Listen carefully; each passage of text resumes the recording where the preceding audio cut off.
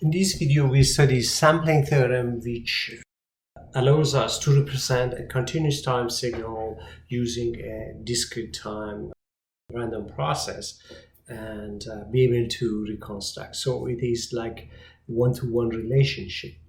So by the end of this video, you will be able to interpret the Nyquist sampling theorem in the context of wide sense stationary random processes in analog and digital conversion. So we say that a wide sense stationary random process is band limited with bandwidth of B if its power spectral density is 0 outside of the bandwidth. So let's say if you have this B and let's say minus B, outside of this bandwidth in this area, the power spectral density is 0. It could be non-zero arbitrary function as xx of omega here, but outside of that is 0. So in that case, you could use some samples of your continuous time random process instead of the continuous random process. So you could work in a finite set of finite countable. It's not finite. It's a countable sample set. So in that case, instead of working with the x of t, you take some samples at time nt as samples of this band-limited random process. There are other sampling theorems, but this is the most important one. At time n. Now, if this t is small enough compared to some function of this w, so in other words, if you have enough number of samples per second, then you may be able to perfectly reconstruct x of t. This means that if the sampling interval is less than 1/2 of 1/2 twice the bandwidth, or if the sampling frequency is more than twice the bandwidth, then you can perfectly reconstruct x of t using the sampled sequence. In other words, you can calculate x of t in mean-square sense by this summation. So, and this should be b prime, and this b prime should be in some intervals.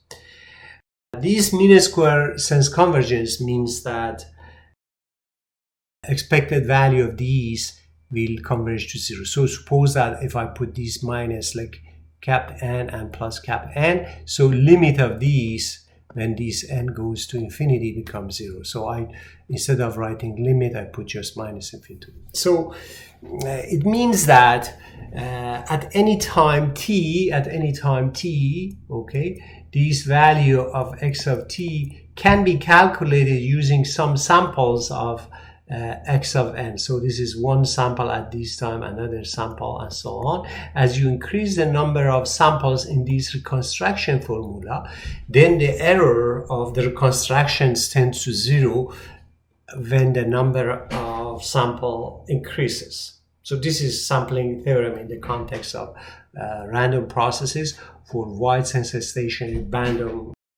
band-limited random processes.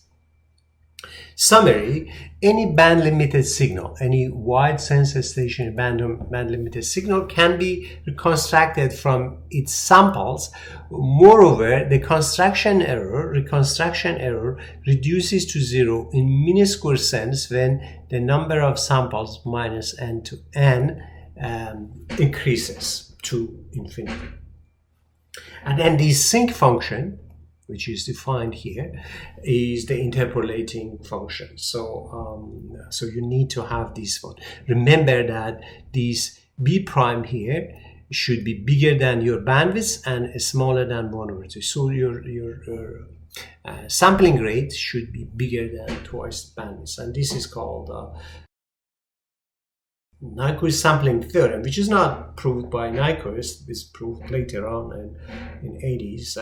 Nyquist sampling theorem, its original version, is a deterministic theorem but this version is a stochastic and is much more in-depth understanding, which is explained in this slide.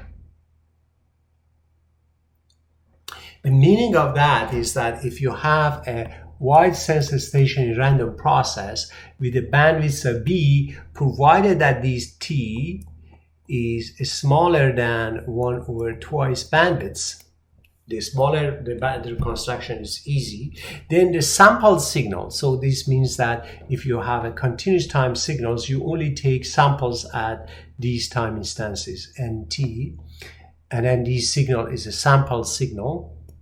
Now, if you give this sample signal to a ideal low-pass filter or any low-pass filter of bandwidths of your signal, or a bandwidth of B prime, when B prime is between your bandwidths and is smaller than 1 over T minus B, provided that this number is bigger than this one, which is right? Then the output signal, the constructed signal, converges to x of t. So this convergence is in the sense that you practically could use only limited number of, so this summation or this summation in this equation cannot be executed from minus infinity to plus infinity. Only some samples are required. So you will have some negligible errors if you use enough number of samples. So suppose that this is your signal and these are your samples. So you get your sample, your second sample, your third sample, your fourth sample. You get these samples at these points. So I wonder if I could construct, for instance, this value of x of t at this point, if I calculated using this sequence of numbers and for any arbitrary t. So if I put t here or t here or any point on this curve, I should be able to calculate. So it means that instead of manipulating a waveform, a continuous waveform, which is not impossible to manipulate it in your digital signal processor, you could manipulate it using the sequence of numbers, which is practical. So you have your sampled signal, which is plotted by the red arrows here. And then this sync interpolator is like this black curve here. Now, if you multiply it by x of 0, you would get this black curve. Now, if you shift this sync function for t seconds and then multiply it by next term. So this is if you multiply it by this one, and then if you add another sync, and then if you add another sync, if you add another sync for this pulse here, and these grays curves, and then the second one, and the last one. So you put different sync functions and add them together, you get your original signal back. So at any time, for instance, at this point, you add the sync value, this one, and you know the sync functions which are very away from these time instance, they have much less impact on your waveform.